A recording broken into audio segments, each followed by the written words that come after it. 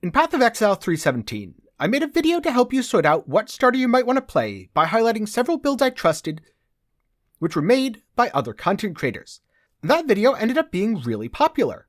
Since there are no balance changes for 3.18, all of my recommendations still apply. So if you want a link to that and several other starter build resources, check out the video cards and the description below. But today, I wanted to talk about 3 more starter builds I trust, all of which will be by different creators who I previously didn't showcase. Some of the names in this video might be familiar, others you may not have heard of before. The goal of each of these builds is to provide people with more starter options, and more starter options that will feel good to play and lead to league start success. I know most people will probably be choosing Charmander as their starter, and by Charmander I mean Righteous Fire Inquisitor. But 3.18 offers a unique advantage in that not much is changing, so you're going to have more choices now than you will at any other time in the game's recent past, and possibly in the game's near future. These builds will cover a variety of ascendancies, some of which I've covered before, others of which I haven't. And a lot of my recommendations recently have been damage over time builds. This is because damage over time builds scale incredibly well off of gem level, and usually don't need that much gear to get going due to their incredibly high consistency of damage. But this time, there's no dots. So if you like hitting stuff, this might be a little bit more for you. After reviewing this video, please do check out the build videos for each individual recommendation. While I do feel comfortable recommending all the builds, I'm not going to be covering all the nuances or the mechanics in this video. It's just going to be a short summary of a build and a little overview giving some of my thoughts. So if this video convinces you to start one of these builds, then do check out the original full video, and be sure to support the original creator by leaving a like on their video or leaving a comment letting them know that their video helped decide your league start. So for now, let's get into those builds, starting with number 1, Spark Inquisitor by Garatha. If you're into the PoE racing scene, then I'm sure Garatha needs no introduction. And if you're sick of hearing about DD, or you want to play something different in solo self-found or solo self-found hardcore, Garatha's Spark Inquisitor is going to be a very solid choice. Spark excels in enclosed rooms, so you won't have to think about yourself being trapped in a really small room with a dangerous boss. You'll have to think about that boss being trapped in a really dangerous small room full of your sparks. And Inquisitor's rapidly becoming one of my favorite defensive ascendancies in Path of Exile. This build leverages the defenses of Inquisitor, so you're going to have great recovery. This means you'll easily be able to deal with damage over time effects such as Poison and Ignite. Inquisitor also basically has built-in curse immunity, and curse immunity is one of those things that feels really bad if you don't have it, and really good if you do. If you're in solo self-found, all you'll need to do is grab Yugal, and once you've ascended a couple times, you'll be immune to curses. If you're in Trade League, then you can get a little trickier by getting it on gear. Or alternatively, you can just grab a note on the tree and you'll be good to go. Spark has also been one of the more popular self-cast choices since people like how it plays when mapping. And people tend to like skills that map really well or have high clear speed. But don't think of this build as exclusively Spark. If you really want to, you can play it with Blazing Salvo, Purifying Flame, or a variety of other skills. And you won't have to change very much either.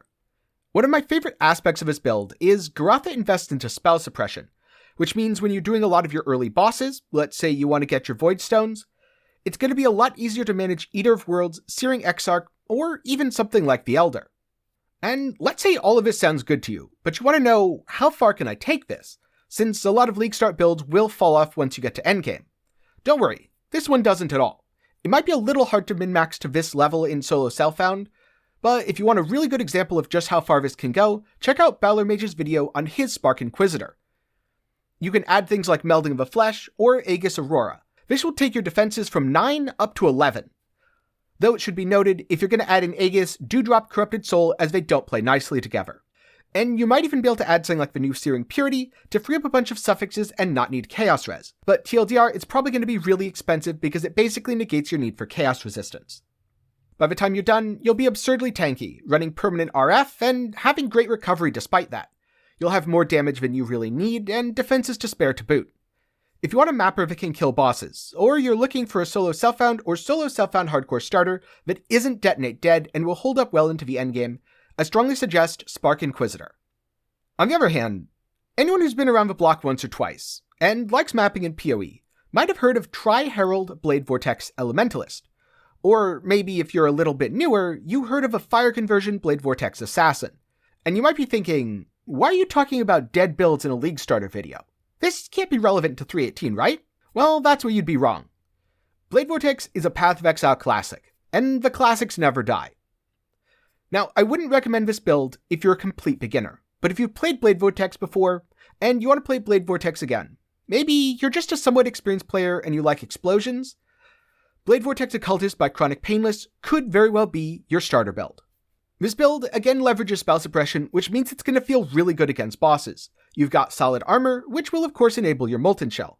And you've even got some leech, so if you're standing next to a boss, if that boss happens to hit you, you'll get that health back pretty quickly. If you like pops, or you like Herald of Ice explosions, then this build has both. We're an occultist, and we're scaling some nice juicy AoE via Forbidden Power. If you're looking for an excuse to use Call of a Void, this build would be a great choice, as it means you'll have even better Herald of Ice explosions, along with an additional defensive layer. Now, this build won't be a super tank. In fact, if I compare all three builds I'm suggesting here, this is probably the least tanky of the three. But it also won't fall over at a glance, and there's a lot of room to min-max by getting more power charges, better defenses, swapping in some Awakened Gems, or abusing alt qualities. But of course, that's not the real reason you're playing this build. You're playing this build because of explosions. And explosions are something that this build will do very well. Once you've got a little bit of cast speed, and once you've got a little bit of duration, pump up that AoE on your Blade Vortex and just start running around maps. If you've ever played and enjoyed a Plague Bearer build, imagine this like Plague Bearer, but with even more explosions. It should be about that same level of somewhat passive but somewhat active playstyle, where you're putting up a buff, or in this case a Blade Vortex, and then running through as many enemies as you can fit. So, if you were a Tri-Herald BV enjoyer, you might not necessarily be able to relive the build's glory days, but this should still feel very good, and this should still make for a very good league start if you're looking for a fast exploding mapper. And finally, Lancing Steel is a skill that I wanted to love.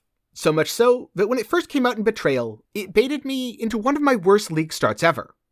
That league was kind of aptly named. My build felt amazing at low levels, and promptly betrayed me by yellow maps. But now, with Savior and Sniper's Mark, and just being reworked, Lancing Steel's looking a lot better now than it did back in the day. Though, I suspect you're either going to love or hate how Lancing Steel plays. So, before you jump into Koge's Lancing Steel Champion, I hope I'm pronouncing that name correctly, maybe do a little league start practice or mess around with a skill in Standard. If you like how it plays and you like how it feels, then this champion's going to be a great choice. You get free Impale scaling, you get Fortify, you're well positioned on the tree, Savior's going to help a lot by giving you a ton of mobility and giving you passive damage even when you're not actively attacking. The clones can attack for you, and once they start hitting rares, they're going to provide great coverage via Sniper's Mark. Steel skills are already known for their ease of leveling, so I'm not really worried about how this is going to feel at low levels. But unlike a lot of other Steel builds, which are known for falling off when you reach endgame, this one looks like it's going to keep up all the way to the hardest bosses in Path of Exile. If you want to keep min-maxing it and go even further than this, the things that I definitely change are, number 1, invest into more chaos resistance. Poison is often a silent killer. You don't feel like you're taking too much damage, and then you fall over. So I don't think I'd feel comfortable sitting at negative 60% as I continue to invest in the build. Another really easy way to get a lot of free defense, with not too much cost, is capping your spell block via Versatile Combatant. Grab some dual-wield block nodes, which should be pretty easy by level 95 to 98, and you'll notice a real difference when confronting bosses. The damage should already feel pretty good. It'll be about double what POB says, since I don't believe POB correctly calculates the Savior. But just remember, even if you're not constantly attacking an enemy, your Saviors will be able to. So, if you think Lancing Steel's for you, this should make for a great league starter. So, which of these builds should you pick? Before I take a stab at helping you find an answer, a quick reminder that if you found this video helpful, be sure to leave a like and share it with a friend who also can't decide on what to pick for their league start. And if you want to see what I'm league starting, then be sure to sub to the channel and ring that bell to be notified when I upload that video. Finally, regardless of which starter you pick, be sure to check out all of the creators showcased in this video. Their content will be down below, and a lot of effort went into crafting these guides, so it would be great if you leave a like and let them know in a comment. But which of these builds is the best choice for you? Well, if you're a more experienced player and you love explosions, I suggest the BV Occultist. It might not be quite a self-chaining Impulses build, but in good news, it'll be a lot tankier than you remember, and still put out a solid amount of single target damage. On the other hand, if you're an SSF main, or you want to survive in hardcore, I suggest Garroth's Spark Inquisitor. you're almost guaranteed to make your Jug friends jealous with the defenses that you have, and your Slayer friends jealous at your life recovery. And always remember, you're never trapped in a small dangerous room with that boss. The boss is trapped in a small dangerous room with your sparks. Or maybe you're a fan of a Fate series, and wish you could roleplay as Gilgamesh. If so, I have bad news for you. There's no golden Lancing Steel MTX, but the Lancing Steel champion is still a good choice. I'm probably a bit biased against the skill due to my previous bad experiences. But even so, after watching this build play, I've almost changed my mind. The combination of Lancing Steel and Savior allows you to focus on damage without neglecting your defenses, something that's very different from a lot of the previous versions I've seen that might say 40 or 50 mil DPS in POB, but will fall over to a stiff breeze. So if projectile attacks are your thing, or you're tired of Spectral Helix but you want something that plays a little bit similarly, Lancing Steel Champion is a great thing to play before Champion gets nerfed. And finally, if your answer is none of the above, I have several other resources for a variety of builds down in the description below. These will include my own starter from 3.17, along with a bunch of other builds I played or otherwise fully stand behind. And so the question remains, have you decided your starter? Is it one of the builds on this list? Or are you going to change your mind 5 times and grab something off Pee Wee Ninja during your queue? Let me know your thoughts down in the comments below. Thank you for watching. If you have any questions, be sure to put them down in the comments below, or join the Discord, where you can ask questions, get build help, and hang out with the community. A special thanks to my patrons and YouTube channel members. They're awesome, and they get to show it by having their name on screen in the credits of all my videos. So if you want to see your name here, be sure to check the link in the description. For more general gaming content, check out my second channel, 10 Gaming Thoughts, and if you want a water bottle or a cool shirt, I have a link to my official merch shop in the description. I hope you learned something today, and I hope to see you again sometime soon.